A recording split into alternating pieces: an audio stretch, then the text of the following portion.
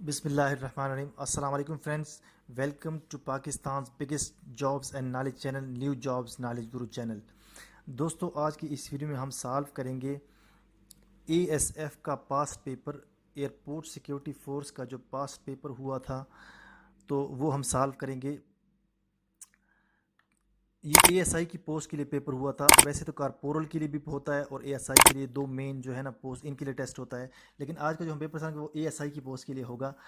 एक ज़रूरी चीज़ हमको बताते चलें इस हवाले से कि जो टेस्ट का पैटर्न होगा उसमें जो क्वेश्चंस होंगे डिफरेंट कैटेगरीज के, उसमें कुछ ये होगा कि 20 इंग्लिश के क्वेश्चन होंगे, 20 जनरल नॉलेज के क्वेश्चन होंगे, 20 पाक स्टडी के, 20 इस्लामियात के और 20 मैथ्स के क्वेश्चन होंगे। तो जो कारपोरल और एएसआई का पेपर है उनका पैटर्न तकरीबन सेम होता है, एक जैसे उनका पैटर्न होता है। लेकिन जो कारपोरल का पेपर होता है वो थोड़ा इजी होता है और एएसआई का थोड़ा मुश्किल होता है निस्बतन। बाकी पैटर्न दोनों का सेम होता है। तो आगे चलते हैं। हम आज की इस वीडियो में, जो इस वीडियो को पार्ट 1 है, इसमें पहले 30 क्वेश्चन हम सॉल्व करेंगे इस पेपर के, और नेक्स्ट जो पार्ट्स होंगे, एक या दो पार्ट्स, उसमें हम मज़ीद जो 70 क्वेश्चन है वो सॉल्व करेंगे। और ये जो नेक्स्ट पार्ट होगा ये 2-3 दिन में हम कंप्लीट कर लेंगे। कल या परसों हम पार्ट 2 और उसके बाद पार्ट 3 नेक्स्ट डे हम अपलोड कर देंगे। हमारे पास कारपोरल के भी कुछ पेपर पड़े हैं 4-5, और एएसआई के भी पेपर पड़े हैं। तो ये दोनों जो 7-8 पेपर हैं कारपोरल एएसआई के मिला के, ये हम सॉल्व करेंगे इस वीक में। 7 या 8 दिन में सारे पेपर्स हम सॉल्व करेंगे और मुख्तलिफ वीडियोज़ इसके अपलोड करेंगे। मतलब 10-12 वीडियोज़ बन जाती हैं। तो हम इस वीक में काफ़ी ज़्यादा 10 तक वीडियोज़ अपलोड करेंगे। कारपोरल एएसआई की अलग-अलग वीडियोज़ अपलोड करेंगे। तो ये दोनों लोग जो हैं, जो एएसआई या कारपोरल की अप्लाई कर सकते हैं, दोनों वीडियोज़ देख सकते हैं, क्योंकि इसमें क्वेश्चन काफ़ी इंपॉर्टेंट है और बार बार इस ऐसे टेस्ट में रिपीट होते हैं। तो अगर आप ये सारे पेपर्स तैयार कर लो, सारी वीडियोज़ देख लो, तो आप में टेस्ट में बहुत ईजिली आप कामयाबी हासिल कर सकते हो। चूँकि आजकल इन एएसआई की जो जो एएसएफ एयरपोर्ट सिक्योरिटी फोर्स के लिए फ़िज़िकल टेस्ट हो रहे हैं, और ईद के बाद इन्होंने मतलब टेस्ट भी, फ़िज़िकल टेस्ट के बाद इन्होंने रिटन टेस्ट लेना है। तो इन वीडियोस को अगर आप तैयार करें तो रिटन टेस्ट में काफ़ी हेल्पफुल आपके लिए साबित होगी ये चीज़। इसके अलावा हमारे चैनल पर मुख्तलिफ सब्जेक्ट से इंपॉर्टेंट एमसीक्यूज़ मौजूद है, इस्लामियात के, पाक स्टडी के, और जनरल नॉलेज के भी एमसीक्यूज़ मौजूद है, करंट अफेयर्स के भी एमसीक्यूज़ मौजूद है। वो भी आपके लिए इस टेस्ट में हेल्पफुल साबित होंगे। हमारे चैनल में आपने जाना है, वहाँ पे प्लेलिस्ट मौजूद है, प्लेलिस्ट से आपने ये चीज़ें देख सकते हैं। तो चलिए स्टार्ट करते हैं आज हम वीडियो, ये आज की वीडियो। तो चूँकि ये वीडियो का पार्ट 1 है, इसमें हम सिर्फ इंग्लिश का और जो नेक्स्ट पहले 20 क्वेश्चन इंग्लिश के हैं, उसके बाद जो 10 क्वेश्चन है वो जनरल वो सॉल्व करेंगे। 30 क्वेश्चन जस्ट सॉल्व करेंगे।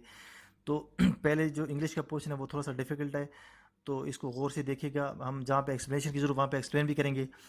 जो पहला क्वेश्चन है, स्टार्ट हम लेंगे प्रीपोजिशन से।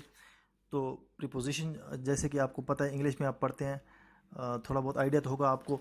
तो कुछ लोगों को काफ़ी हद तक इस चीज़ का पता होगा और बाकी कुछ नए होंगे, उनको इतना पता नहीं होगा, लेकिन ये बहुत इंपॉर्टेंट चीज़ है। इसलिए हम पहला क्वेश्चन सॉल्व करते हैं। Do not take any notice. यहाँ पे 4 ऑप्शन गिवन है। तो नोटिस के साथ तकरीबन हर जगह तो नहीं, लेकिन मैक्सिमम टाइम नोटिस के साथ ऑफ ही आता है, नोटिस ऑफ हिम, किसी चीज़ का नोटिस लेना। Second question, I am fed up. Fed up के साथ हमेशा आता है फेड अप विद। तो नीचे अगर ऑप्शन में विद गिवन है तो आप विद पे क्लिक करें, फेड अप विद आएगा, किसी चीज़ से दिल भर जाना या किसी चीज़ से उकता जाना। नेक्स्ट क्वेश्चन है, their share price fell to. नीचे under, below, both A and B, nor A and B. तो इसमें जो ऑप्शन आएगा वो होगा ना, नाइदर ए नॉर बी, ना ए और ना बी। इसमें ना बिलो आता है ना अंडर आता है। इसमें their share price fell to 10 rupees, मतलब इसमें कुछ भी नहीं आएगा। ये अगर आप जुमला पढ़ें तो ये पहले से ही ठीक है, fell to 10 rupees, already fell to लिखा हुआ है। इसके बाद आ जाता है 4 number, the boy who got full marks was suspected. बीच में ब्लैंक है, चीटिंग। सस्पेक्टेड के साथ ऑफ आता है हमेशा, सस्पेक्टेड ऑफ चीटिंग, उस पर नकल का शक किया गया या उसकी हरकतें मशकूक थी। इसके बाद 5 नंबर है, शी कंप्लेन। कंप्लेन के साथ अबाउट आता है, तो complain about pains in her back. तो यहाँ पे अबाउट है 5 नंबर में, तो आपने अबाउट को क्लिक करना है। कंप्लेन अबाउट, अगर कंप्लेन कहीं भी होगा तो आपने उसके साथ अबाउट प्रीपोजिशन लगाना है। नेक्स्ट जो पोर्शन है वो है प्रोनाउंस, प्रोवर्ब्स और इस किस्म की जो चीज़ें हैं, कंपाउंड नाउन, एब्स्ट्रैक्ट नाउन और ऑब्जेक्टिव नाउन, जो 6 से लेकर 8 तक है। थोड़ी सी एक्सप्लेनेशन भी इनकी ज़रूरत है, तो हम थोड़ा सा एक्सप्लेन भी आपके लिए इस चीज़ को करेंगे, ताकि आपको अगर इस किस्म के क्वेश्चन वो चेंज करके आपको बताएं तो आपको पता होगा कि कंपाउंड नाउन या जो एब्स्ट्रैक्ट नाउन है या इस किस्म की चीज़ का क्या मतलब होता है। तो थोड़ी सी एक्सप्लेनेशन की ज़रूरत है और थोड़ा सा टाइम भी लगेगा। तो हमने आपके लिए एक दूसरी फाइल खोलेंगे, वहाँ पे इसकी डिफिनीशन लिखी हुई है। 6 नंबर जो क्वेश्चन है उसमें कंपाउंड नाउन का जिक्र। कंपाउंड नाउन क्या चीज़ है, हम पहले देखते हैं कि कंपाउंड नाउन है क्या चीज़। कंपाउंड नाउन बोलते हैं एक compound noun is form when two words are combined, when two words are combined to make a complete new word. जब दो नाउन को मिलाया जाए और एक नया वर्ड बनाया जाए तो इसको कंपाउंड नाउन बोलते हैं। जो नया वर्ड होगा उसकी मीनिंग जो अलग-अलग वर्ड होंगे उनकी अलग-अलग मीनिंग से चेंज होगा। जैसे कि हॉट डॉग है, हॉट का मतलब अलग और डॉग का मतलब अलग चेंज होता है, लेकिन हॉट डॉग का मतलब अगर इसको कंबाइन कर लेंगे तो इसका मतलब कुछ और बनता है। बस स्टॉप है, बस का जो अलहदा मतलब स्टॉप और स्टॉप का जो अलहदा मतलब होगा वो चेंज होगा, लेकिन बस स्टॉप का मतलब चेंज होगा। जैसे कि टूथपेस्ट है, सिक्स पैक है। तो ज़्यादा एक्सप्लेनेशन में हम नहीं जाएंगे क्योंकि टाइम कम है, बाकी आप खुद इसको पढ़ सकते हैं। तो 6 नंबर में है I checked all primary classrooms, no one was there. तो इसमें कंपाउंड नाउन क्या है, चेक्ड प्राइमरी देयर क्लासरूम। चूँकि दो नाउन यहाँ क्लासरूम, क्लास भी है और रूम भी है, तो डबल नाउन है यहाँ पे, मिल के दो नाउन उससे बना है, तो क्लासरूम यहाँ पे आएगा। इसके बाद 7 नंबर कैसे, I couldn't recognise her voice on phone. तो इसमें एब्स्ट्रैक्ट नाउन का पूछा है। एब्स्ट्रैक्ट नाउन क्या चीज़ है, तो एब्स्ट्रैक्ट नाउन भी हम आपको बता देते हैं थोड़ी सी इसकी डिफिनीशन और एग्जाम्पल्स। एब्स्ट्रैक्ट नाउन और नाउन कंक्रीट भी हो सकता है, एब्स्ट्रैक्ट भी हो सकता है। कंक्रीट नाउन क्या होता है, जो टेंजिबल हो और जो आप उसको एक्सपीरियंस कर सके या आपके 5 सेंस उसको फील कर सके। जैसे कोई चीज़ होती है उसको फिजिकली एग्जिस्ट करती है, आप उसको सेंस करते हो। एब्स्ट्रैक्ट नाउन वो चीज़ होती है जो क्वालिटी होती है, एक्शंस होती है, फीलिंग्स होती है, आइडियाज़ होते हैं जिसको आप फील नहीं कर सकते, जिसको आप जस्ट फील कर सकते हो, सॉरी टच नहीं कर सकते, या आपके 5 सेंस को टच नहीं कर सकते, लेकिन आप उसको सिर्फ जैसे कि जज्बात हैं या फीलिंग्स है, इस किस्म की चीज़ों को एब्स्ट्रैक्ट नाउन बोलते हैं। तो एब्स्ट्रैक्ट नाउन जो है ये देखिए, for example some words might be used as verbs as well as abstract noun. Love जो है वर्ब के तौर भी यूज हो सकता है और एब्स्ट्रैक्ट नाउन के तौर भी यूज हो सकता है, और टेस्ट भी ऐसी है। ये example I love my husband, लेकिन इसमें लव वर्ब के तौर पर यूज होगा, ये एब्स्ट्रैक्ट नाउन नहीं होगा। लेकिन नीचे आप देख सकते सेंड देम माई लव, मुझ उन तक मेरा लव पहुंचा दीजिए, इसमें लव नाउन यूज हुआ है, तो इसको बोलते हैं एब्स्ट्रैक्ट लव। तो नीचे एक और एग्जांपल है टेस्ट की भी है, वो भी आप यहाँ से पढ़ सकते हैं, लेकिन टाइम कम है तो एक एग्जांपल काफ़ी है मेरे ख्याल में। तो हम पेपर की जाने बढ़ते हैं। 7 नंबर क्वेश्चन का आंसर होगा यहाँ पे I could recognise her voice. तो इसका राइट ऑप्शन होगा वॉइस, वॉइस है ऑप्शन नंबर डी पे, तो ये राइट ऑप्शन होगा। नेक्स्ट 8 नंबर क्वेश्चन है find objective pronoun in the sentence. Objective pronoun क्या है, तो ऑब्जेक्टिव प्रोनाउन को भी हम देख लेते हैं। ऑब्जेक्टिव प्रोनाउंस, तो ऑब्जेक्टिव प्रोनाउन क्या चीज़ है कि is a type of personal noun that is normally used as a grammatical object used as direct और indirect object of a verb. ये या वर्ब के साथ यूज होगा या फिर यूज होगा प्रीपोजिशन के साथ as a object of a preposition, या होगा वर्ब का ऑब्जेक्ट या होगा प्रीपोजिशन का ऑब्जेक्ट। इसकी मैं आपको एग्जांपल दे देता हूँ। ये है ही बेग्ड हर, यहाँ पे जो होगा ये हर है, ये है ऑब्जेक्टिव प्रोनाउन। ये जहाँ पे जो पूछा गया है 8 नंबर ऑब्जेक्टिव प्रोनाउन, ठीक है। तो ऑब्जेक्टिव प्रोनाउन होगा हर, टू लिव विद हिम चूंकि विद प्रीपोजिशन है और हिम होगा ऑब्जेक्टिव प्रोनाउन। तो यहाँ पे प्रीपोजिशन के साथ यूज हुआ है विद के साथ, विद हिम। और बेग्ड हर ये वर्ब के साथ हुआ, बैग के बाद बैग चूंकि वर्ब है तो वर्ब के साथ भी यूज होता है और प्रीपोजिशन के साथ भी यूज हुआ है। तो नीचे और एग्जांपल है Bob took her to work, यहाँ पे वर्ब के साथ यूज़ हुआ है, और यू ही टोल्ड यू, यहाँ भी वर्ब के साथ यूज़ हुआ है। तो ये वर्ब के साथ भी यूज़ हो सकता है और प्रीपोजिशन के साथ भी यूज़ हो सकता है। जो फेमस या जो ऑब्जेक्टिव प्रोनाउन यूज होते हैं वो सिर्फ यही यूज़ होते हैं, तकरीबन 99% ऑफ टाइम यही यूज़ होंगे। Me, you, him, her, it, us, them, यही ऑब्जेक्टिव प्रोनाउन मोस्टली यूज़ होंगे, बल्कि ज़्यादातर या 100% यही यूज़ होते हैं, मे, यू। तो इसमें हम देखते हैं कि ऑब्जेक्टिव प्रोनाउन क्या है। तो यहाँ पे जैसे कि हम देख रहे हैं कि ऑब्जेक्टिव प्रोनाउन यहाँ पे होगा you, is everything all right with you. तो यहाँ पे चूंकि प्रीपोजिशन के साथ विद के साथ तो प्रीपोजिशन के साथ यूज़ हुआ है, वर्ब के साथ यूज़ नहीं हुआ, तो इसका राइट ऑप्शन होगा विद यू। या यू होगा, सॉरी। इसके बाद हम आते हैं 9 और 10 की तरफ। 9 और 10 जो क्वेश्चन है ये है डायरेक्ट और इनडायरेक्ट नरेशन। डायरेक्ट और इनडायरेक्ट नरेशन आप मैट्रिक की बुक्स में या एफएससी की या 8 की, इवन 8 की बुक में भी आप ये चीज़ पढ़ते हैं, तो आप वो बुक देख लें और इनको तैयार कर लें कि डायरेक्ट और इनडायरेक्ट नरेशन क्या है और कौन कौन सा टेंसेस में कैसे यूज़ होते हैं। तो ये आप इसकी तैयारी कर लें। ये बहुत काफ़ी लंबा टॉपिक है, तो इसमें हम आपको सिर्फ आंसर ही बताएंगे कि he said to her may you succeed. जब आप किसी के लिए दुआ करते हैं, अच्छी विश जाहिर करते हैं, तो उसमें आप सैड को विश की जगह चेंज करते हैं। तो यहाँ पे हम देखते हैं कि he wished her success. Wish चूँकि यहाँ हुआ, यहाँ पे टोल्ड है सी में, और यहाँ पे सेड है, और यहाँ पे मे है। मे नहीं आता, माइट आता है। चूँकि यहाँ पे मे है ए में, तो मे के साथ माइट चेंज हो जाता है। तो इसमें ऑप्शन डी राइट होगा, ही विश्ड हर सक्सेस। 10 है he said what a beautiful scene. ये आप इंडायरेक्ट में चेंज करें, इसका मतलब है कि आप कोई खुशी का मौके पर अगर आप कोई जुमला बोलते हैं तो उसके साथ एक्सक्लेम लगता है। तो एक्सक्लेम चूँकि ए और बी में है। और दूसरा ये है कि it was a very beautiful scene.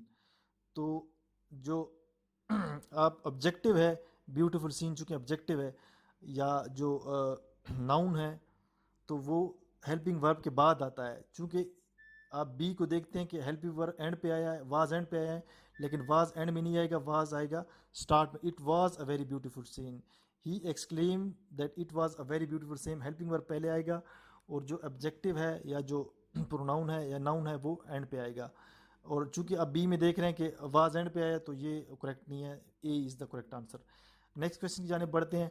Next जो 5 क्वेश्चन है वो है मुतरादिफ अल्फाज या हमानी अल्फाज, और इनको इंग्लिश में सिनोनिम्स बोलते हैं। तो सिनोनिम्स की जानिब हम बढ़ते हैं। कुछ 5 क्वेश्चन है, ये हम सॉल्व करेंगे। इसका हम आपको मतलब भी बताएंगे और उसका आंसर भी बताएंगे। जो वर्ड है, जो कारपुलेंट, सबसे है कारपुलेंट। कारपुलेंट का हम मानी अल्फाज क्या है, नीचे 4 लफ्ज़ दिए गए हैं। तो सबसे पहले हम देखते हैं कि कारपुलेंट कहते किसे हैं। 11 नंबर क्वेश्चन में कारपुलेंट कहते हैं मोटे को, या फ्लैशी को, या हैवी को।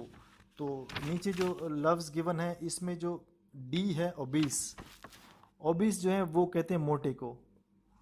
नेक्स्ट क्वेश्चन है 12 नंबर क्वेश्चन, हेगल। हेगल बोलते हैं, 12 नंबर क्वेश्चन की जाने पड़ते हैं। हेगल बोलते हैं झगड़ा करना या मोल तोल करना या बार्गेनिंग करना। तो इसका राइट ऑप्शन होगा बार्गेन। नेक्स्ट क्वेश्चन है 13 थ्रोंग। थ्रोंग किसे कहते हैं? थ्रोंग कहते हैं मजमे को या हजूम को। तो इसका राइट आंसर होगा मैस। मैस भी हजूम को कहते हैं। इसके बाद है इम्पंग। इम्पंग कहते हैं इम्पन, जी साइलेंट होगा। इम्पन कहते हैं उर्दू में जो इसका मतलब होगा वो है रद्द करना या एतराज़ करना या हमला करना। और इसका जो राइट ऑप्शन होगा असेल, ASSAIL। कुछ वर्ड यहाँ पे स्पेलिंग उसके ठीक नज़र नहीं आ रही, चूँकि पिक्चर क्लियर नहीं है, तो मैं आपको स्पेलिंग इसलिए बता रहा हूँ। ASSAIL पेपर ओरिजिनल पेपर है, चूँकि पिक्चर क्लियर नहीं आई, तो इसमें जहाँ पे वर्ड या जहाँ पे थोड़ा सा पिक्चर क्लियर है, तो हम आपको उसकी प्रोनाउंसिएशन भी बता रहे हैं या उसकी जो स्पेलिंग है वो भी बता रहे हैं। 15 नंबर पे लिसोम। लिसोम कहते हैं जो वर्ड है इसको नरम और नाजुक या मुड़ने वाला। तो इसका जो राइट ऑप्शन होगा वो होगा सपल। इसके बाद 5 क्वेश्चन नेक्स्ट जो है वो है मुतराद अपोजिट वर्ड्स या सिनोनिम एंटोनिम्स। इंग्लिश में उनको एंटोनिम बोलते हैं या अपोजिट वर्ड्स या मुतजाद अल्फाज। तो पहला लफ्ज़ है गार्नर। गार्नर का मैं आपको मतलब बता देता हूँ पहले कि गार्नर किसे कहते हैं। गार्नर कहते हैं स्टोर करना या अनाज का गोदाम या जो अनाज जहाँ पे स्टोर किया जाता है। और इसका अपोजिट वर्ड होगा स्क्वेंडर, SQUANDER। स्क्वेंडर कहते हैं ज़ाया करना या बिखेरना या फजूल में उड़ाना। तो ये स्टोर के अपोजिट होगा। नेक्स्ट है प्रोडिजल। प्रोडिजल किसे किसे कहते हैं? प्रोडिजल कहते हैं फजूल खर्च को या शाह खर्च को। तो इसका अपोजिट होगा थ्रिफ्टी। थ्रिफ्टी बोलते हैं कंजूस को या किफ़ायत शुआर को। इसके बाद 18 नंबर क्वेश्चन है टेसिट। टेसिट बोलते हैं खामोशी या कुछ कहे बगैर। तो नीचे जो ऑप्शन गिवन है इसमें होगा डिक्टेटेड राइट ऑप्शन। डिक्टेटेड कहते हैं ऊंची आवाज़ में बोलना या ऊंची आवाज़ में कहकर सुनाना। नेक्स्ट है 19 रेपुडिएट। रेपुडिएट रेपुडिएट बोलते हैं उर्दू में, इसका मतलब है छोड़ना, नामंजूर करना या मुस्तरद करना। तो इसमें लास्ट ऑप्शन एडमिट, मंजूर करना या मान लेना। रेपुडिएट का जो अपोजिट वर्ड होगा। 20 नंबर क्वेश्चन है प्रिस्टाइन।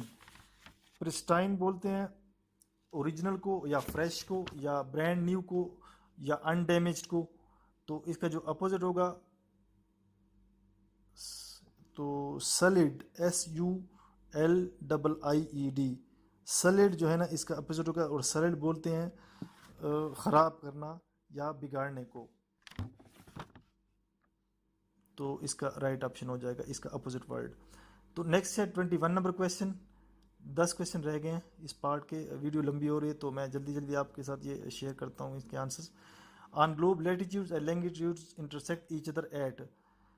तो आप ग्लोब जो होता है, जो नक्शा होता है जिस पे वो जो घरों में होता है ग्लोब हमारा, आपने देखा होगा, उस पे लैटिट्यूड और लैंगिट्यूड, लैंगिट्यूड लेंथ वाइज होता है और लैटिट्यूड होता है अर्ज बल और तूल बल, लंबाई के और चौड़ाई के जो वो होते हैं तूल बल और अर्ज बल उर्दू में बोलते हैं इसे।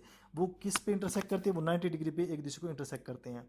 विच one of the following is also known as city, is also known as city of canals. मतलब जहाँ पे बहुत सारी नहरें हों वो कौन सी सिटी है जिसको सिटी ऑफ कैनाल बोलते हैं? इसका राइट आंसर है वीनस, इटली का शहर है वीनस। ये जनरल नॉलेज का पोर्शन 21 के बाद शुरू हो गया, 21 से आगे और 21 का जो क्वेश्चन है। नेक्स्ट है 23 नंबर का, विच one of the following is national flower of Britain. England या ब्रिटेन का नेशनल फ्लावर क्या है? रोज। 24 नंबर क्वेश्चन ही जाने पड़ते हैं। 24 नंबर क्वेश्चन थोड़ा सा कंफ्यूजिंग है और अक्सर लोगों ने ये सुना भी नहीं होगा, काफ़ी चेंज क्वेश्चन है। वर्निकल इक्विलेंस। वर्निकल इक्विलेंस जो है ये किसे बोलते हैं? वर्निकल इक्विलेंस ये चीज़ है कि ये 2 मरतबा साल में अकर होता है और ये उस टाइम होता है जब सन इज़ एग्जैक्टली अबव इक्वेटर, जब सूरज बिल्कुल इक्वेटर के ऊपर हो, ख़त इस्तवा के ऊपर हो, तो इसको बोलते हैं वर्निकल इक्विलेंस। और इसमें डे और नाइट्स की लेंथ इक्वल होती हैं। तो ये इसका जो डेट हमने चेक किया 20 या 21 मार्च होती है एग्जैक्ट, या फिर सितंबर की 22 या 23 तारीख होती है। तो इसमें चूंकि 21 और 22 के करीब करीब 23 मार्च है तो इसका राइट ऑप्शन 23 मार्च है। वैसे 21 या 22 मार्च होती है या फिर 22 या 23 सितंबर होता है। 2 दफ़ा ये साल में होता है जब सूरज जो है ख़त इस्तवा के बिल्कुल एग्जैक्टली ऊपर होता है। नीचे distance between the earth and sun is smallest in the month of. Earth और सन के दरमियान जब डिस्टेंस सबसे कम होता है वो किस महीने में होता है? तो हम बताते चलें कि जो सबसे कम होगा वो होगा मार्च में। डिस्टेंस मार्च से भी कम जनवरी में होता है। मतलब जो सर्दी के महीने होते हैं उसमें डिस्टेंस जो है अर्थ और सन के दरमियान स्मॉलेस्ट होता है, और जो गर्मी के महीने होते हैं उसमें लार्जेस्ट होता है। तो जुलाई के महीने में लार्जेस्ट होगा और जनवरी या मार्च के महीने में सबसे, चूँकि यहाँ पे मार्च गिवन है तो मार्च में सबसे कम होगा, और उससे कम फरवरी और उससे कम जनवरी में होता है। नेक्स्ट है 26 number, who is called the father of history. तो फादर ऑफ हिस्ट्री का इसका आंसर होगा हेरोडेटस। हेरोडेटस हेरोडेटस हेरोडेटस जो है ये इसका राइट ऑप्शन है। एक हेरोडेटस जो थे वो फादर ऑफ हिस्ट्री कहलाते हैं। एक शख्सियत है हेरोडेटस, काफ़ी फेमस पर्सनैलिटी थे, उनको फादर ऑफ हिस्ट्री बोलते हैं। नेक्स्ट है 27 number question, international day of non violence is observed on. Non violence day किस दिन ऑब्जर्व किया जाता है? तो ये हुआ इसका राइट ऑप्शन 2 अक्टूबर को। नेक्स्ट है 28 number, French revolution began in. French revolution कब स्टार्ट हुआ? फ्रेंच रिवोल्यूशन 1789 में शुरू हुआ और 1799 तक 10 साल का ये अरसा था। तो इसका राइट ऑप्शन होगा option number A. Next question, to which country Christopher Columbus belong. Christopher Columbus जो मशहूर सियाह थे वो किस मुल्क से ताल्लुक़ रखते थे? तो इसका आंसर है Italy. Next question, UNICEF stands for. UNICEF किस चीज़ का मुखफ़फ़ है? तो इसका राइट ऑप्शन है United nation international emergency fund. तो दोस्तों ये था इस वीडियो का पार्ट 1 जो हमने सॉल्व किया। इसके बाद हम पार्ट 2 सॉल्व करेंगे, तो उसमें हम नेक्स्ट 30 या 40 क्वेश्चन सॉल्व करेंगे। तो अगर आपको वीडियो अच्छी लगी हो तो हमारा चैनल ज़रूर सब्सक्राइब करें और वीडियो को लाइक ज़रूर कीजिए और अपने दोस्तों के साथ शेयर कीजिए। तो इंशाल्लाह मिलते हैं नेक्स्ट वीडियो में, तब तक की इजाज़त दीजिए। अल्लाह हाफ़िज़।